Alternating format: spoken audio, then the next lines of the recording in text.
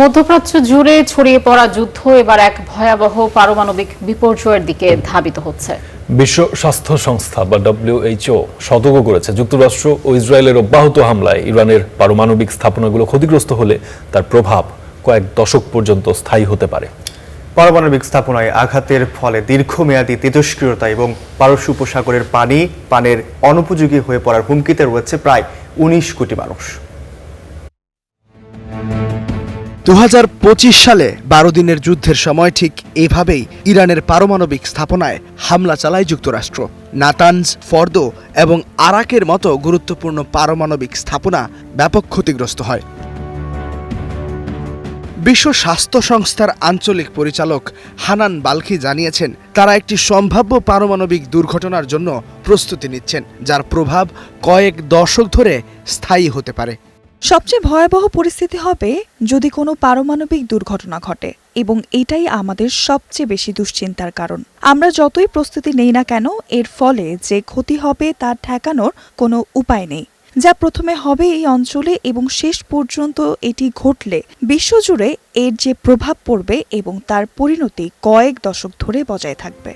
ইতিহাসের পাতায় ১৯৪৫ সালের হিরোশিমা, নাগাসাকি কিংবা ১৯৮৬ সালের চেরনোবিল দুর্ঘটনার ভয়াবহতা আজও অমলিন।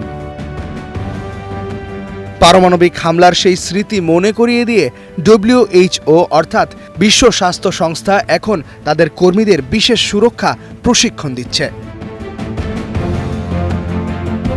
অপারেশন এপিক ফিউরির লক্ষ্যবস্তু এখন ইরানের ফর্দো, ইস্পাহান ও নাতানজ পারমাণবিক কেন্দ্র। পলিটিকোকে দেয়া এক সাক্ষাৎকারে ওয়ার্ল্ড হেলথ অর্গানাইজেশনের আঞ্চলিক পরিচালক হানান বালখি এই পরিস্থিতিকে ওয়ার্স্ট কেস সিনারিও বা চরমতম বিপর্যয় হিসেবে আখ্যা দিয়েছেন।